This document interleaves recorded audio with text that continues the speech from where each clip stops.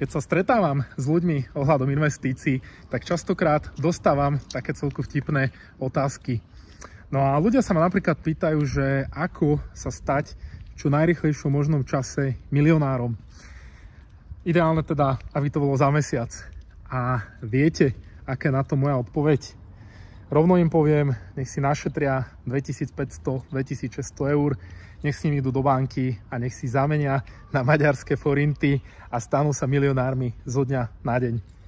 No a teraz vážne, pokiaľ sa chcete stať milionármi a myslíte to vážne a chcete to dosiahnuť investovaním, tak potrebujete na to dosť veľa času a samozrejme aj dosť veľa investovať.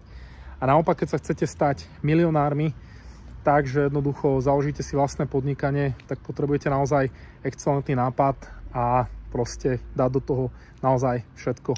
Takže tú cestu ku milionárovi si zvolte vy takú, ktorá vám vyhovuje.